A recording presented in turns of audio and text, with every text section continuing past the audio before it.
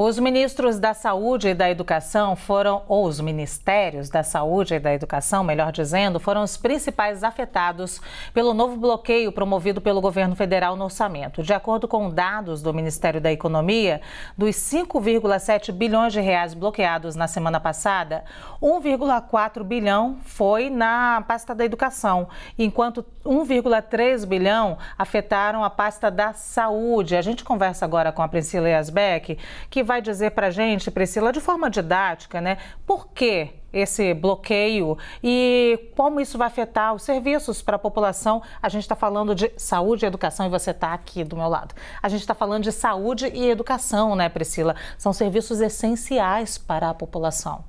Exatamente, Lu. A gente tem, então, esse quinto bloqueio do orçamento feito no ano. Ao todo são 15 bilhões de reais bloqueados. Esse quinto bloqueio já tinha sido anunciado, mas agora que foram detalhados até ontem à noite quais são os ministérios que vão sofrer esses cortes. A gente preparou uma tela, vamos ver se aparece aí para a gente trazer então aí a tela mostrando os principais destaques. Como você disse, então, quase 1,5 bi de educação, 1,4 bi de saúde, defesa, ciência e tecnologia, infraestrutura. O que são esses cortes exatamente? Todo ano o orçamento prevê algumas despesas obrigatórias, despesas discricionárias, que são aquelas despesas que podem ser remanejadas.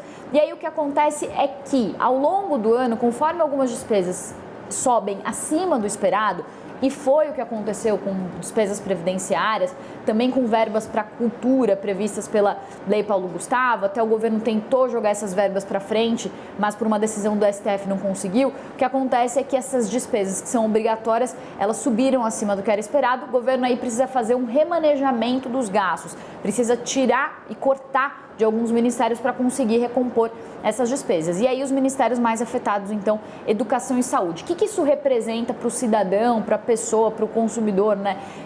Para quem recebe, para quem desfruta desses serviços? Significa uma piora nos serviços públicos, né? Então, na educação, por exemplo, já cortes para verbas para a Universidade Federal, na saúde também, cortes previstos para programas importantes. A gente sabe, por exemplo, da dificuldade do SUS, de fila de atendimento. A gente tem também outros programas que estão sendo afetados, merenda escolar. Então, tudo isso, todos esses bloqueios que acontecem, eles acabam afetando esses serviços na ponta final que são oferecidos à população. Qual que é a discussão, o pano de fundo que se faz sobre isso? De um lado, as despesas que sobem acima do esperado.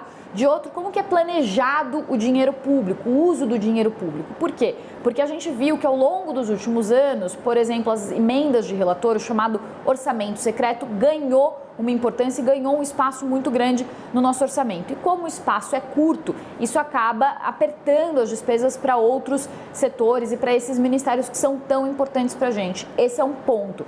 Outro ponto, o orçamento secreto, ele teve uma redução, também teve um bloqueio muito forte nesse ano, mas o Centrão, Arthur Lira, estão articulando para conseguir, inclusive, incluir dentro da PEC da transição uma previsão para liberar esses recursos que também foram bloqueados para o orçamento secreto, que, digamos, é como se fosse um orçamento do Centrão. E tem ainda um terceiro ponto, Lu, que é a discussão sobre a rigidez das nossas contas públicas. Então, o que a gente tem hoje é uma regra que impede que as despesas subam acima da inflação. É a regra do teto de gastos que a gente tem falado tanto ao longo do noticiário. Então, mesmo que a gente tenha tido uma arrecadação recorde ao longo de 2022, o governo não pode aumentar os gastos, porque uma coisa é o que ele arrecada e outra coisa é o que ele pode gastar de acordo com a regra do teto de gastos. É por isso que os economistas dizem tanto que a regra do teto de gastos precisa ser revisada. Os economistas são unânimes ao dizer isso. O próprio ministro Paulo Guedes fala muito isso, falava sobre revisão do teto de gastos, engessamento do orçamento. Qual que é a questão que a gente joga na discussão para frente? A questão é que, ao mesmo tempo em que o teto de gastos precisa ser revisto, não está se falando sobre uma nova âncora fiscal, sobre uma nova regra fiscal. E nisso as nossas contas públicas acabam ficando ali num limbo em termos de regra fiscal. É por isso que é importante revisar o teto de gastos, mas também criar uma nova regra fiscal, um novo arcabouço fiscal.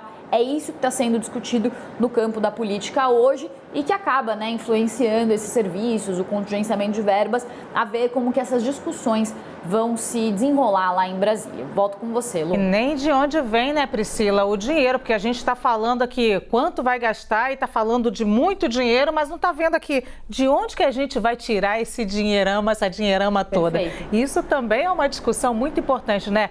Quanto gastar e como gastar também. Isso é outra discussão importante. Obrigada, Perfeito. Priscila Yazbek.